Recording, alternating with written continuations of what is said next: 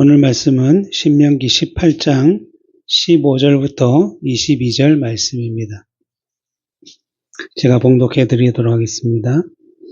내 하나님 여호와께서 너희 자손 가운데 내 형제 중에서 너를 위하여 나와 같은 선지자 하나를 일으키시리니 너희는 그의 말을 들을지니라. 이것이 곧 내가 총회의 날에 호렙산에서 내 하나님 여호와께 구한 것이라. 곧 내가 말하기를 내가 다시는 내 하나님 여호와의 음성을 듣지 않게 하시고 다시는 이 큰 불을 보지 않게 하소서. 두렵건대 내가 죽을까 하나이다 하매 여호와께서 내게 이르시되 그들의 말이 옳도다. 내가 그들 형제 중에서 너와 같은 선지자 하나를 그들을 위하여 일으키고 내 말을 그 입에 두리니 내가 그에게 명령하는 것을 그가 무리에게 다 말하리라.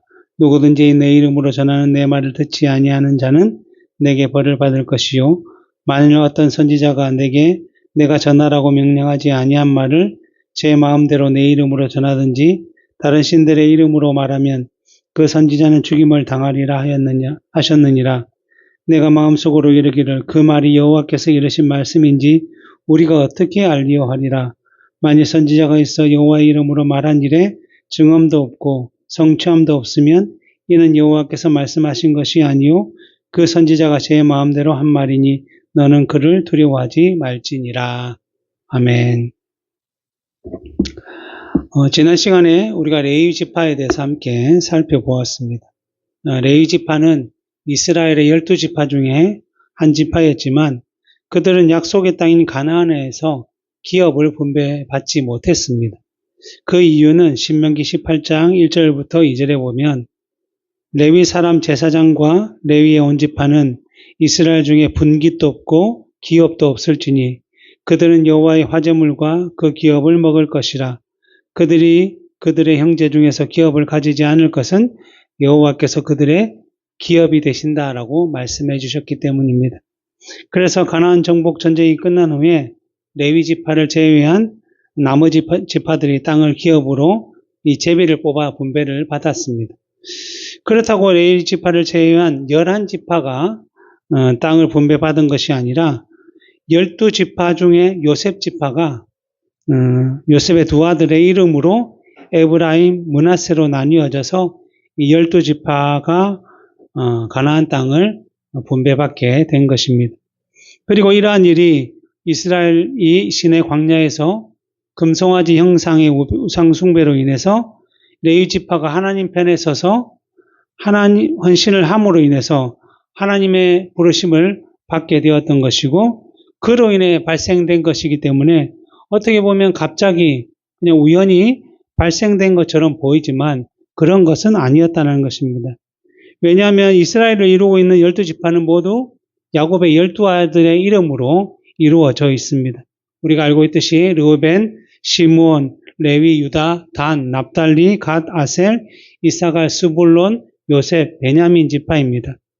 이러한 12아들에게 이 창세기 49장 1절에 보면 야곱이 그 아들들을 불러 이르되 너희는 모이라 너희가 후일에 당할 일을 내가 너희에게 이르리라 라고 말씀하면서 이후에 12지파가 어떻게 될 것인지 후일에 어떻게 변화가 되고 어떻게 이루어지게 될 것인지 예언적인 유언을 해주었던 것입니다.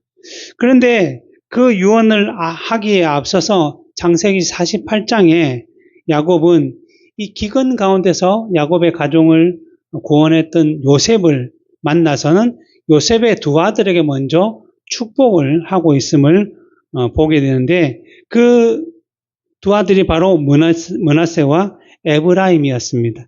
그래서 그 48장 5절에 보면 내가 애굽으로 와서 내게 이르기 전에 애굽에서 내가 낳은 두 아들 에브라임과 므낫세는 내 것이라 르우벤과 시므온처럼 내 것이 될 것이다 라고 말씀을 한 겁니다. 그러니까 비록 에브라임과 므낫세는 요셉의 아들이지만 야곱은 이 두 손자를 자신의 아들인 르우벤과 시므온처럼 대우를 받도록 만들겠다. 앞으로 그렇게 될 것이다 라고 예언을 하고 있는 것입니다.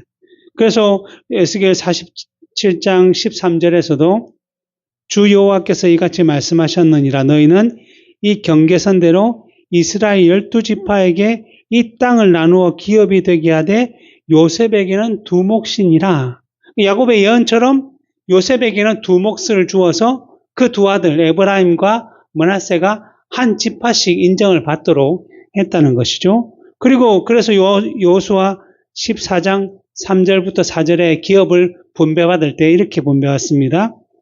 레위 자손에게는 그들 가운데 기업을 주지 아니하였으니 이는 요셉의 자손이 므낫세와 에브라임의 두 지파로 받았기 때문이다 라고 말씀하고 있는 것입니다.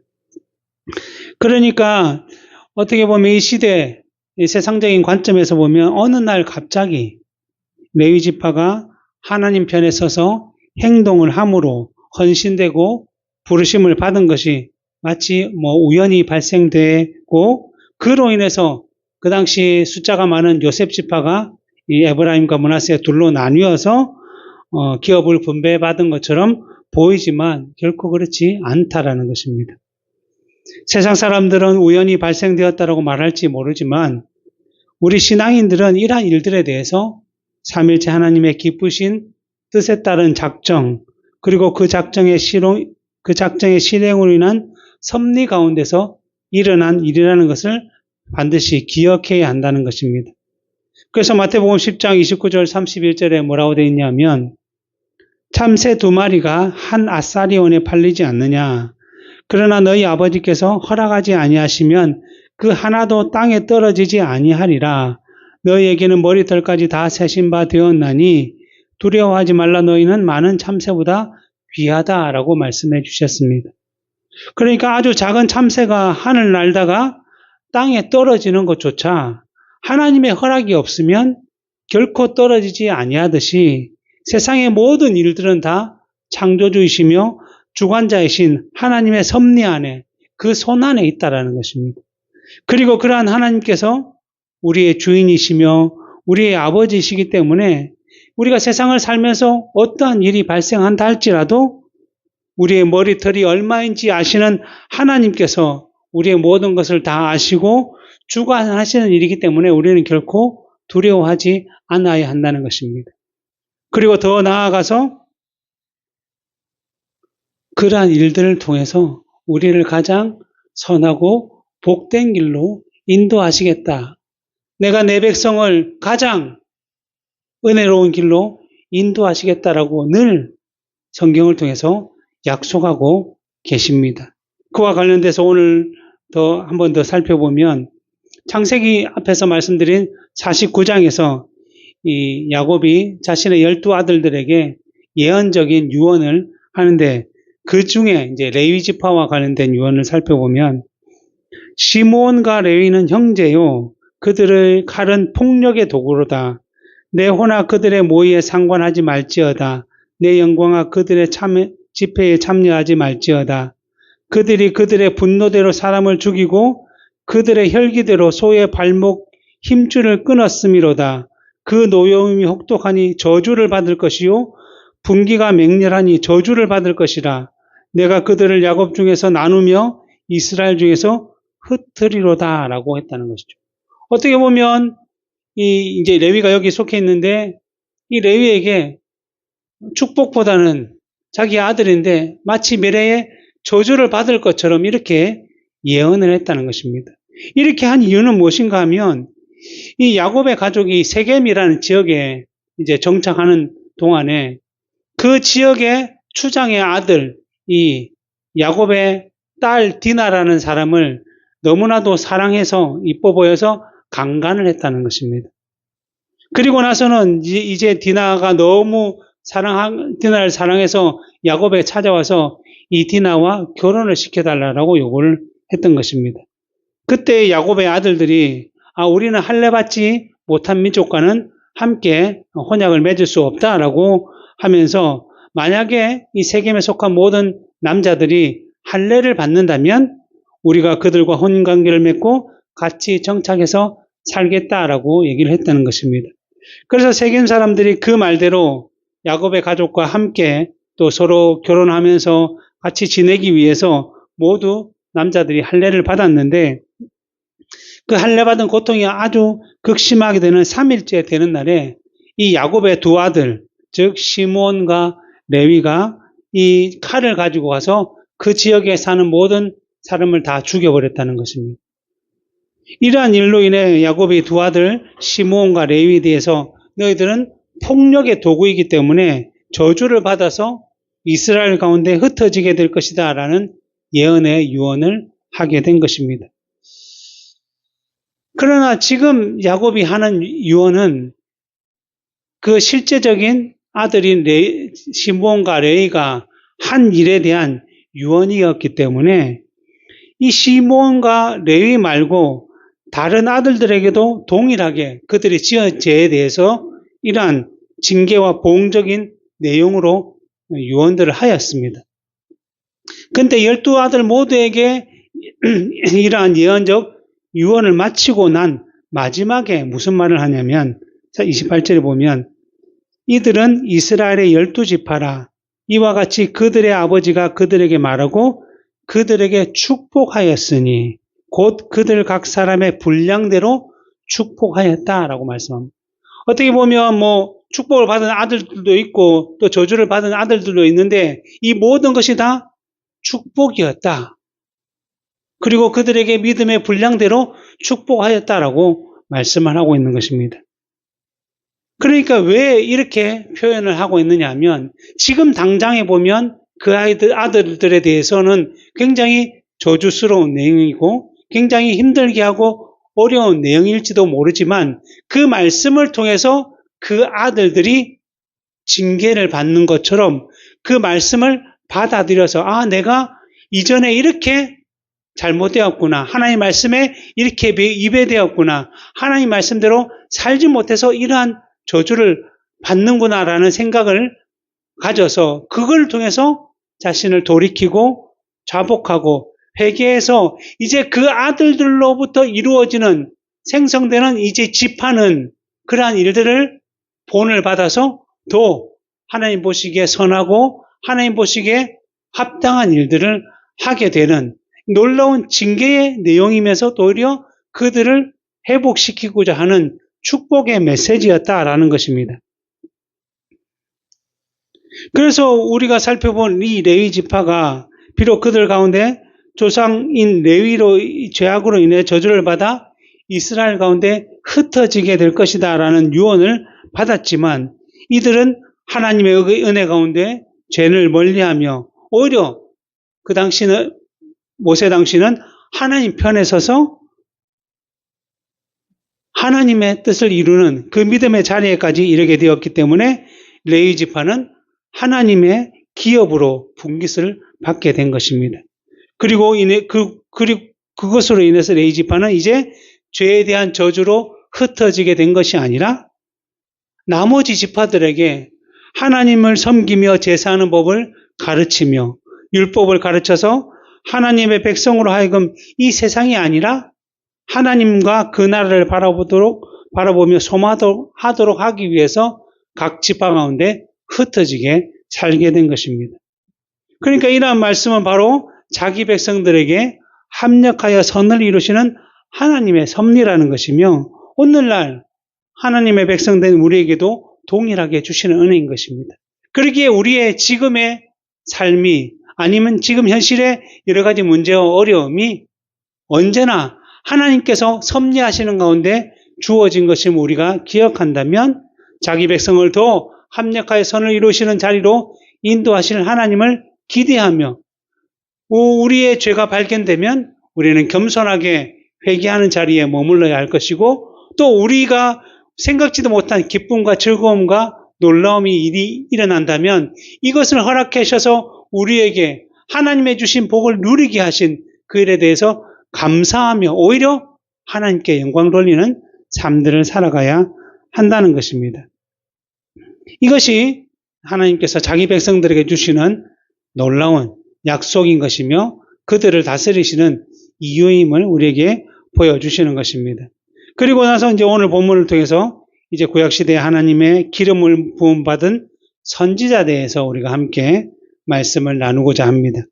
먼저 오늘 15절 본문을 보면 내 하나님 여호와께서 너희 가운데 내 형제 중에서 너를 위하여 나와 같은 선지자 하나를 일으키시리니 너희는 그의 말을 들을지어다 라고 말씀하고 있습니다. 이 말씀이 등장한 이유가 무엇인가 하면 오늘 본문 앞인 9절부터 보면 이제 너희들이 가나안 땅에 들어가게 되면 이방 민족들의 가증한 행위를 본받으면 안 된다. 본받지 말아야 된다라고 말씀하면서 14절에서 내가 쫓아낼 이 민족들은 길흉을 말하는 자나 점쟁이의 말을 듣거니와 내게는 내 하나님 여호와께서 이런 일을 용납하지 아니하신다라고 말씀을 하셨습니다. 그 당시 가나안 땅에 사는 민족들은 죄로 인해서 하나님을 알지 못했기 때문에 그들 속에 심겨진 그 창조주에 대한 종교의 씨앗, 이 종교심, 종교성이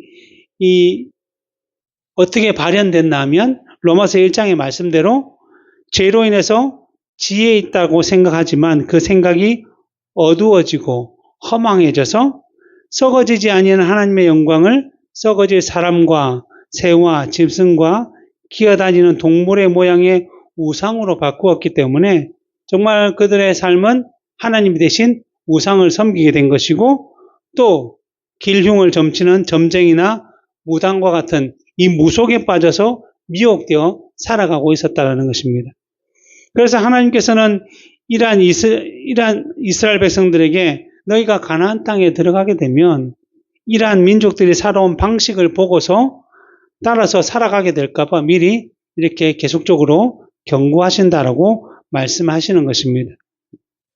실제로 오늘 요즘 세상을 보면 참 우리의 생각에 현대 과학의 문명이 완전히 발전되어서 이제 이 땅뿐만 아니라 달이나 화성까지 우주선을 보내고 그곳에 기지를 짓고자 하는 이러한 첨단 과학의 문명이 발전된 시대인데도 사람들이 여전히 어디에 빠져 있냐면 무속에 빠져 있음을 우리는 볼 수 있습니다. 정부의 고위 관료들, 지도자들도 이 사람들도 어떻게 보면 학문적으로는 굉장히 엘리트 학문을 했고 어떻게 보면 외국에 유학까지 다녀온 사람들이지만 이 사람들이 오늘날도 여전히 무속에 빠져 있고 사주팔자나 미신적인 내용에 빠져서 그 사람들에게 휘둘려서 문제를 많이 일으키고 있음을 우리는 분명히 볼 수 있습니다. 그리고 우리가 보기에는 정말 이해할 수 없는 이단 사상에 빠져서 그 이단 사상에 빠진 사람들 가운데 우리가 잘 알고 있는 의사도 있고 변호사도 있고 교수도 있고 정말 세상에 지식이 가득한 사람들이 있는데도 여전히 그곳에서 헤어나지 못하는 것을 우리는 볼 수 있습니다. 이처럼 세상이 아무리 지혜와 지식이 높고 많고 좋다고 할지라도 진리이신 하나님을 떠난 사람은 언제나 참된 것을 분별할 수 있는 능력이 없다라는 것입니다. 이 세상의 지식과 이 세상의 지혜로는 영적인 것들을 이해하고 깨닫고 그것을 분별할 수 있는 힘이 없다라는 것입니다. 그런데 문제는 세상에 그러한 일들이 너무나도 당연하게 일어나고 있기 때문에 교회에 속한 사람들도 그 믿음 안에서 확실함과 견고함이 없으면 그들에게 쉽게 속고 현혹되고 미혹될 수 있다는 것입니다. 그래서 특별히 이단들은 교회 안에 있는 연약한 자들을 먼저 공격해서 그들을 빼가려고 그렇게 계속적으로 미혹하고 있고 그래서 각 교회들이 그러한 일들에 대해서 대처를 하기 위해서 많이 힘을 쓰고 있는 것입니다. 그래서 이처럼 하나님께서 가나안에 들어간 이스라엘 백성들에게도 이러한 미혹의 일들이 일어날 수 있기 때문에 가나안에 들어가기 전에 먼저 경고의 메시지로 결코 용납해서는 안 된다라고 말씀하시는 것입니다. 그러면서 이스라엘 백성들로 하여금 이방 민족의 악한 행위를 따라 살아가지 않도록 너희는 이방 민족의 길흉을 점치는 자를 찾지 말고 내가 너희를 위해서 세울 선지자, 내가 너희를 위해서 선지자를 세울 테니 그에게서 하나님의 뜻을 배우고 찾고 또 행하라라고 말씀하시는 것입니다. 그러면서 예를 드는 사람이 오늘 본문을 보면 모세다라고 말씀하고 있습니다. 모세가 지도자, 선지자의 모형이다라고 말씀하는 것입니다. 사도행전 7장 37절에 보면 이스라엘 자손에 대하여 하나님이 너희 형제 가운데 나와 같은 선지자를 세우리라 하던 자가 곧 이 모세라라고 말씀하고 있듯이 이 모세가 이스라엘의 지도자이면서 또 선지자의 역할을 했다는 것입니다. 왜냐하면 선지자는 어떤 역할을 맡았는가 하면 하나님의 뜻을 이스라엘 백성들에게 바르게 선포하며 깨닫게 하는 역할을 했던 것입니다. 마찬가지로 이스라엘 백성들은 언제나 모세를 통해서 하나님의 뜻을 듣고 또 모세를 통해서 하나님의 찾는 일들을 했기 때문에 모세가 그러한 선지자의 역할을 했다라고 할 수 있는 것입니다. 그래서 오늘 본문 16절에 보면 이것이 곧 내가 총회의 날에 호렙산에서 내 하나님 여호와께 구한 것이라 곧 내가 말하기를 내가 다시는 내 하나님 여호와의 음성을 듣지 않게 하시고 다시는 이 큰 불을 보지 않게 하소서 두렵건대 내가 죽을까 하나이다 라고 말씀하고 있습니다. 이 말씀은 신명기 5장을 통해서 보면 좀 더 자세하게 알 수 있는데 신명기 5장 22절부터 27절에 이렇게 되어 있습니다. 여호와께서 이 모든 말씀을 산 위, 불 가운데, 구름 가운데, 흑암 가운데 큰 음성으로 너희 총회에 이르신 후에 더 말씀하지 아니하시고 그것을 두 돌판에 써서 내게 주셨느니라. 이때가 어느 때냐면 시내산에서 이제 모세가 하나님께 율법을 받고 이제 시내산 언약이라고 불리는 이제 언약을 이스라엘 백성들과 맺는 그 시점이었어요. 근데 그 시점에 하나님께서 이스라엘 백성들에게 어떻게 나타나셨냐면 산이 불에 타며 캄캄한 가운데 나오는 그 소리를 너희가 듣고 너희 지파의 수령과 장로들이 내게 나와 말하되 우리 하나님 여호와께서 그의 영광과 위엄을 우리에게 보이시며 불 가운데서 나오는 음성을 우리가 들었고 하나님이 사람과 말씀하시되 그 사람이 생존하는 것을 오늘 우리가 보았나이다. 이제 우리가 죽을 까닭이 무엇이나이까? 이 큰 불이 우리를 삼킬 것이요 만일 우리가 하나님 여호와의 음성을 다시 들으면 죽을 것이라. 육신을 가진 자로서 우리처럼 살아계시는 하나님의 음성이 불 가운데서 바람을 듣고 생존한 자가 누구니까? 그러니까 뭐냐면 하나님께서 그들 가운데 직접 나타나신 것이 아니라 불 가운데, 구름 가운데, 흑암 가운데 나타나셔서 말씀만 하시는데 이 사람들은 마치 죽을 것 같이 두렵고 무섭다는 했다는 거예요. 왜 그러냐면 아담과 하와가 범죄를 하고 자신들의 죄를 짓고 난 이후에 하나님께서 아담을 찾으실 때 아담과 하와가 숨었죠. 왜냐하면 하나님 만나면 죽을까 봐 두려워서 숨었다는 것입니다.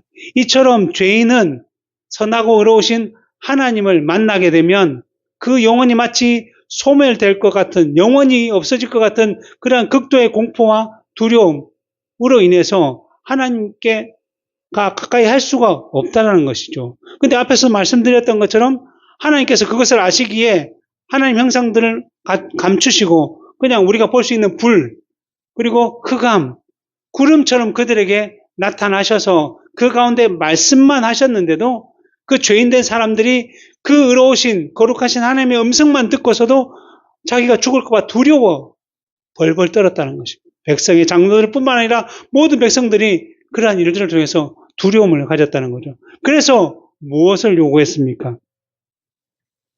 우리가 계속적으로 더 있다가 하면 심장이 터져 죽을 것 같으니까 모세 당신이 가서 하나님의 말씀을 잘 듣고 우리한테 와서 그 말씀을 전하면 우리가 그 말씀대로 잘 살고 순종하겠습니다.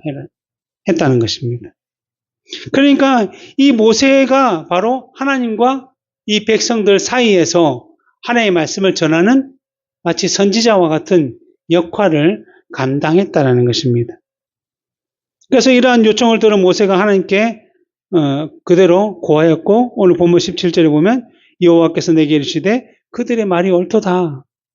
그게 맞다. 그들이 잘 생각했다라고 말씀하시는 것입니다. 그러면서 오늘 본문 18절 19절에 그렇기 때문에 내가 그들의 형제 중에 너와 같은 선지자 하나를 그들을 위하여 일으키고 내 말을 그 입에 두리니 내가 그에게 명령하는 것을 그가 무리에게 다 말하리라. 누구든지 내 이름으로 전하는 내 말을 듣지 않는 자는 내게 벌을 받을 것이다 라고 말씀하신 것입니다. 이러한 하나님의 말씀을 따라 그 광야에서는 모세가 그 역할을 감당했던 것이고, 그 이후로는 이제 가나안 땅에서 하나님께서 선지자들을 세워서 계속적으로 그들의 잘못과 그들의 죄에 대해서 또 하나님의 참뜻에 대해서 선포했음을 우리가 알고 있습니다. 근데 이전에도 말씀드렸듯이 기름 부음을 받아 세워진 직분은 왕과 제사장과 선지자인데, 이 직분은 결국 누구로 기결이 되냐면 자기 백성의 왕으로, 제사장으로, 선지자로 오실 예수 그리스도를 예표하는 상징적인 역할을 했다는 것입니다.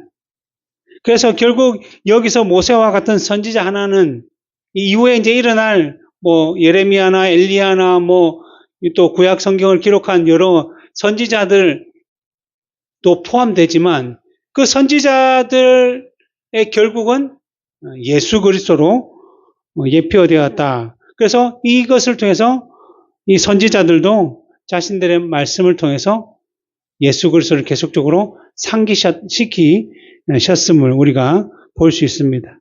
그리고 이러한 선지자, 즉 메시아 그리스도께서 이스라엘 백성들 가운데 오실 것이라는 약속이 이제 그때부터 계속적으로 이어져 왔기 때문에 예수님 당시 유대인들도 하나님께서 모세와 같은 선지자를 세우실 것이라는 그 약속을 기다렸던 것이고, 그래서 요한복음 6장에 보면 예수님께서 오병이의 사건, 떡 5개와 물고기 2마리로 5,000명, 남자 5,000명을 먹이는 이 사건을 보여주자 사람들이 뭐라고 생각하냐면 14절에 보면 그 사람들이 예수께서 행하시던 이 표적을 보고 말하되 이는 참으로 세상에 오실 그 선지자라.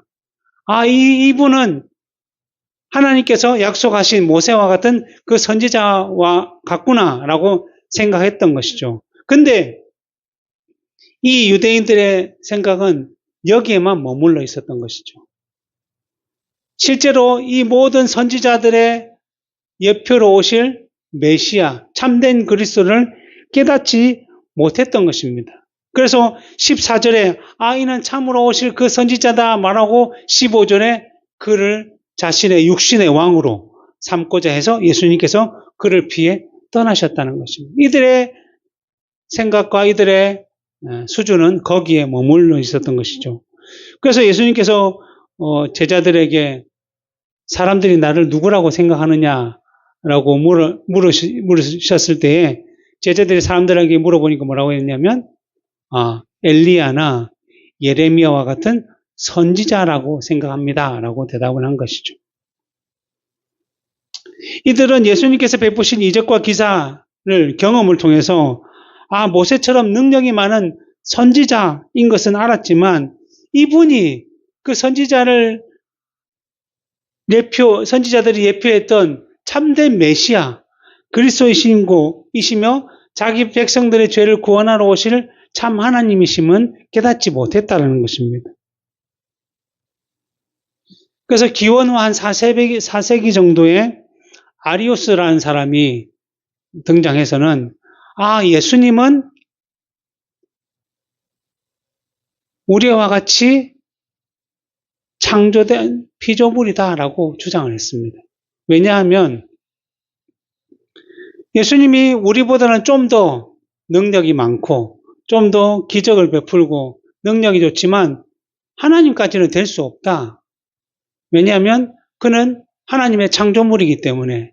그래서 능력은 많지만 하나님이 아니다. 하나님과 본질이 같지 않다라고 해서 그 325년 니케아 공의에서 이단으로 규정되기도 했습니다. 이처럼 예수 그리스도의 참된 본질을 깨닫지 못한 자들은 그냥 그 문자적인 그 수준에 머물 수밖에 없던 것이죠. 그래서 예수 그리스도께서 모세와 같은 선지자로 오신다고 예언되어 있기는 하지만, 예수 그리스도를 단지 모세와 같은 능력이 많은 사람으로만 인식한다면 그 사람은 참된 구원의 은혜를 누릴 수 없다라는 것입니다. 그래서 히브리서 3장 22절부터 6절에 이렇게 설명하고 있죠.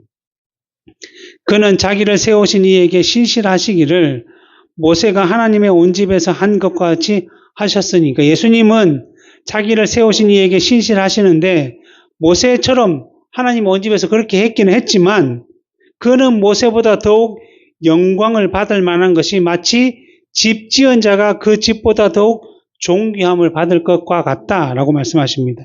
그리고 집마다 지은 이가 만물을 지으신 이는 하나님이시라. 또한 모세는 장래에 말할 것을 증언하기 위하여 하나님의 집에서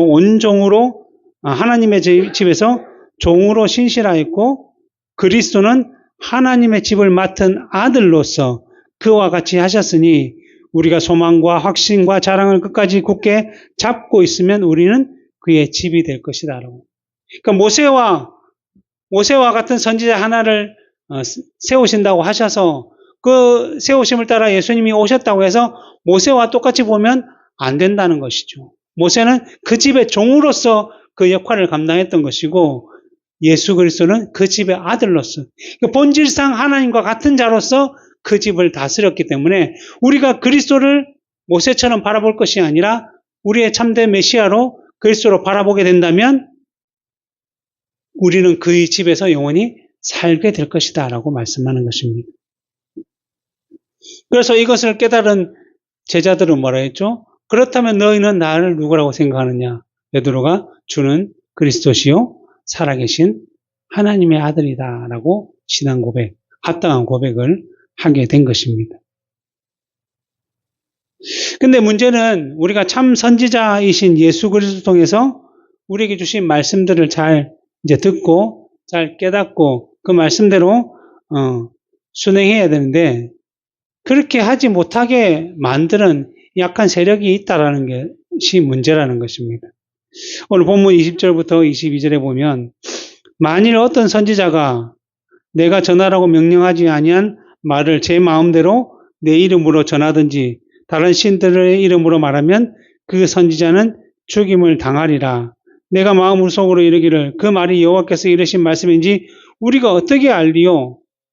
우리가 하나님께서 보내신 선지자를 말씀을 듣고 하나님의 뜻을 파악해야 되는데 그 선지자가 와서 하나님 말이다 그냥 얘기해버리면 우리가 그걸 어떻게 알 수 있겠느냐라는 것이죠.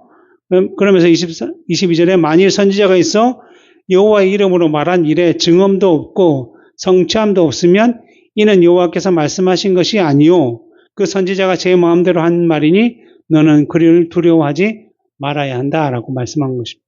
이게 설명해 보면 하나님께서 자기 백성들을 위해 계속적으로 이제 선지자를 보내시어서 하나님의 참뜻을 말씀하도록 하시는데 이 사단의 악한 세력이 하나님의 백성들을 속이기 위해서 거짓 선지자들도 보낸다는 것입니다.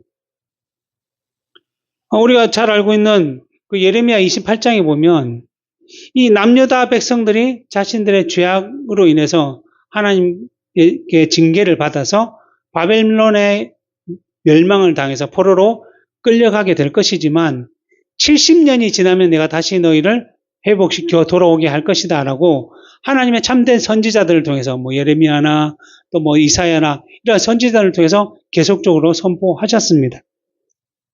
그런데 어느 날 갑자기 거짓 선지자 하나냐가 등장해서는 하나님께서 내게 다시 말씀하셨는데 70년이 아니라 2년 만에 다시 돌아오게 하시겠다. 하나님께서 그렇게 약속하셨다라고 말을 했다라는 것입니다. 들어보면 70년 포로 생활하고 2년 포로 생활하고 어느 것이 더 듣기에 좋겠습니까? 당연히 2년 만에 회복되는 것이 더 좋으니까 사람들이 당연히 그 사람에게 마음이 쏠릴 수밖에 없는 것이죠.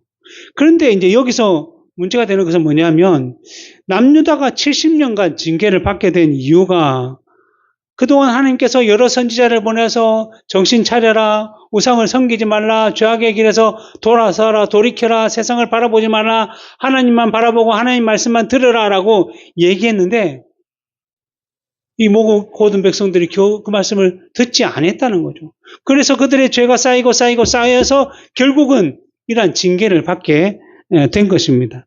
그러니까 이 70년 동안의 징계를 통해서 자신들이 지은 죄가 얼마나 큰지, 얼마나 추악한지, 얼마나 더러운지를 충분히 확인하고, 우리 죄가 이렇게 커서 내가 이만큼 징계를 받는구나라는 사실을 기억하며 회개하며 참여해서 이 70년 동안 훈련되고 또 시험받고 정말 성장해서 다시 회복시키고자 하나님의 뜻이 있었는데, 이 거짓 선지자가 와서 2년 만에 돌아올 것이다라고 생각한다면 이들은 자신들의 죄에 대해서 심각하게 생각하지 않는다는 거죠. 그리고 이후에도 무슨 죄를 지어도 그럼 다시 나 2년 만에 다시 돌아올 건데 라고 하면서 그 죄에 대해서 심각하게 내가 그만두고자 하는 마음이 없을 수 있다라는 것입니다. 그렇게 된다면 이스라엘 백성들은, 남유다 백성들은 믿음으로 받지도 못할 것이고 시험 가운데 견디고자 인내하고자 하는 마음도 없을 것이고 금방 사단이 속일 때마다 넘어가고 빠져서 이 죄의 길로 빠져들 것이고, 그러니까 그렇게 되면 70년이 아니라 영원히 멸망과 저주의 길에 가게 될 것입니다. 그래서 하나님께서 그 당시에 28장에 보면 이러한 거짓 선지자 하나냐에 대해서 징계를 곧바로 하셨고 7개월, 이런 거짓 메시지를 선포하고 7개월 만에 이 하나냐가 죽임을 당하게 된 것입니다. 그래서 고린도후서 11장 13절부터 15절에 뭐라고 되어 있냐면, 그런 사람들은 거짓 사도요 속이는 일꾼이니 자기를 그리스도의 사도로 가장하는 자들이라. 이것은 이상한 일이 아니니라. 사탄도 자기를 광명의 천사로 가장하나니 그러므로 사탄의 일꾼들도 자기를 의의 일꾼으로 가장하는 것이 또한 대단한 일이 아니니라. 그들의 마지막은 그 행위대로 되리라. 그들의 마지막은 이 하나냐처럼 그 거짓에 대한 형벌, 보응을 받게 된다는 것입니다. 근데 또 한 가지 문제는 뭐냐면, 우리의 인생 가운데 이렇게 금방 보응을 받아서 판별되는 일도 있지만 그렇지 않고 시간이 아주 길고 오래되는 경우도 있다는 것입니다. 그 거짓 선지자가 금방 보응을 받아 죽게 되면 이거 거짓이구나 알지만, 그 거짓 선지자가 30년, 40년 동안 살면서 이렇게 거짓을 한다면 우리는 그것을 판별할 수 없을 수도 있다는 것입니다. 그래서 이러한 때에 오늘 본문 21절의 말씀처럼 그 말이 여호와께서 이르신 말인지 우리가 어떻게 알 수 있겠느냐라고 하며 우리가 혼란해할 수 있다는 것이죠. 근데 하나님께서 우리에게 주신 말씀 뭔가 하면, 히브리서 1장 1절부터 2절에 보면 옛적의 선지자를 통하여 여러 부분과 여러 모양으로 우리 조상들에게 말씀하신 하나님이 이 모든 날 마지막에는 아들을 통해서 우리에게 말씀하셨다라고 말씀하고 있습니다. 그러니까 이 선지자들을 통해서 하신 말씀이 이제 선지자의 예표이신 본체이신 예수님께서 오셨기 때문에 예수님께서 주시는 말씀으로 귀결된다라는 것입니다. 그리고 이러한 말씀이신 예수 그리스도께서 구약의 율법을 완성하시고 성취하시며 또 자기 백성들의 구속을 위한 십자가에 죽으시고 부활하심으로 성취하신 이후에 하나님 우편에 오르셨습니다. 그러면서 예수님께서는 누구를 약속해 주셨냐면 성령을, 보혜사 성령을 보내주실 것을 약속하셨어요. 그래서 요한복음 14장 26절에 보면 보혜사 곧 아버지께서 내 이름으로 보내실 성령, 그가 너희에게 모든 것을 가르치고 내가 너희에게 말한 모든 것을 생각나게 할 것이다. 하나님께서 선지자에 하셨던 것을 아들에게 주셨고 아들은 그에게 주어진 모든 사역을 이루시고 난 이후에 하나님 보좌 우편에서 누구를 통해서 우리에게 보여주시냐면 성령을 통해서 모든 것을 깨닫게 하고 가르치는. 그러니까 우리가 이 사람이 거짓 선지자인지 바른 말을 하는지 어떻게 알 수 있냐면 그 성령의 인도하심을 통해서 우리가 알 수 있게 된 거죠.